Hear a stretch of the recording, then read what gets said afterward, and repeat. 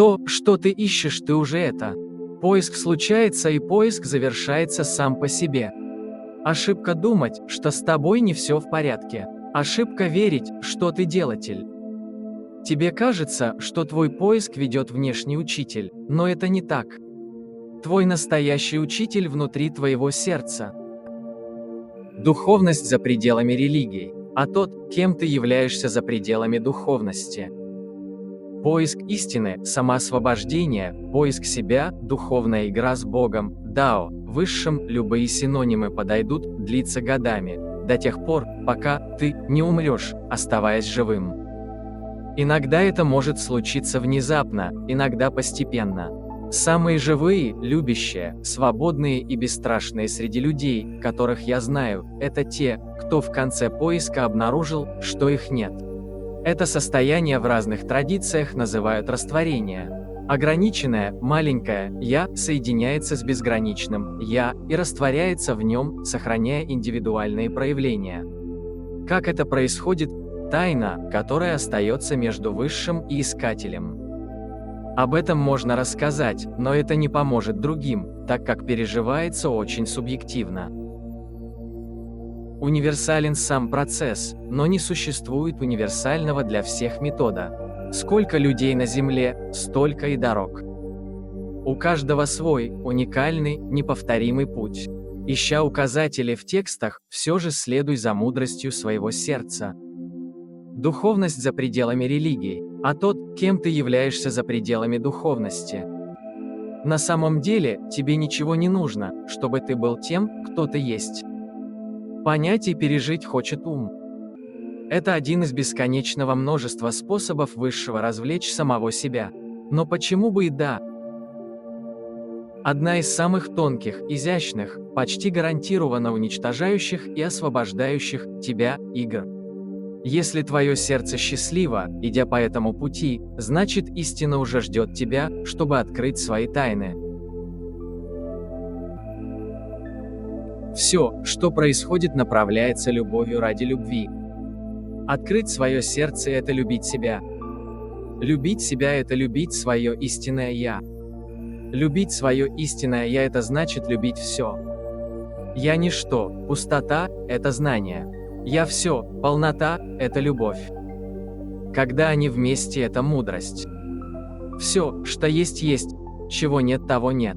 Когда сердце и разум в согласии с этим, ты становишься единым и гармоничным со всем. Однажды ты увидишь, что все, что происходит, направляется любовью ради любви. Ты почувствуешь радость, наблюдая за игрой творения. Танец от избытка, радость от движения, экстаз от вибраций, энергия от бесконечного потенциала.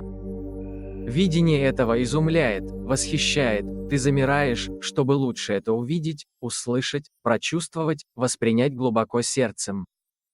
А в следующий момент ощущаешь, знаешь эту же энергию внутри себя, и ты танцуешь, двигаешься в такт вместе с этим океаном тотальной, невероятно мощной, живой, разумной энергии.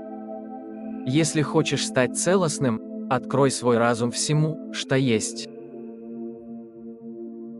Растворение. Когда не хочешь ничего, кроме того, что хочет небо, ты почти дома. Если чувствуешь любовь и сострадание ко всему живому, ты живая истина. Когда каждый атом твоего тела знает, что нет ни тебя, ни других, есть только единое, вопросов не остается. Я не придерживаюсь ни одной из традиций, однако мистики из всех религий мне близки по восприятию мира. Они знают проявленный мир как единство всего. В целом, любые учения о недвойственности отражают одни и те же идеи, используя разные слова, метафоры и техники, но они одинаковы по смыслу и стремятся к достижению одной и той же цели. Для суфийского мистика Аллах, Бог, Дао, Высшее – это возлюбленный, с которым он стремится стать единым. Мистики следуют путем любви и сердца. В конце поиска мистик растворяется в Аллахе, Боге. Не остается никого, кроме сознания, высшего, единого, точнее, происходит узнавание, что тебя никогда и не было. что ты никогда не был отделен от единого. Ты всегда был и будешь тем, кем ты не можешь не быть. В любое время, прямо сейчас. Неважно, через какую концепцию ты идешь. Тебе придется оставить все концепции и идти дальше. Если ты практикуешь давно, и желание поиска по-прежнему сильно в тебе, сдайся. Просто позволь целому захватить тебя. Ты станешь всем, но для этого тебе нужно действительно отдать, отпустить все. Все, что ты считаешь своим. И себя, точнее того, кем ты себя считаешь. Ты никогда не сможешь дать определение тому, кто ты есть. Потому что ты за пределами тела, ума и сознания. Сознание называют Богом, но старые мастера говорят идти дальше Бога. Не буду лукавить, туда прийти непросто. Нелегко разотождествиться с телом и умом. Но не так сложно, как может показаться, если ты серьезно намерен этого достичь. Ты – до возникновения и сознания и мира, который проявляется в сознании. Тот, кем ты являешься, за пределами всего. Нисаргадатта Махарадж называл это абсолютом, мне близко название «источник», ничто, обладающее безграничным потенциалом. Там ты сам себя забываешь. Если сознание можно сравнить с океаном, пространством, то ничто, источник, абсолют, запределен уму. Чувствую безнадежность в попытке описания этого словами. Я не смогла найти слов ближе этих, чтобы попробовать указать на то, что недоступно охватить разумом. За пределами бытия и небытия. Так называют это мастера. Если будешь крепко держаться за осознавание, не обращая внимания на возникающие в поле сознания объекты и феномены, ты и сам все увидишь. Тебе нужно сформировать устойчивую связь с чистым осознаванием, чтобы увидеть, откуда оно появляется и как исчезает. Игнорируй все, что видишь, слышишь, чувствуешь, ощущаешь, думаешь. Игнорируй все возникающие образы, импульсы, состояния. Не давай уму ни за что зацепиться, все время держись только за осознавание.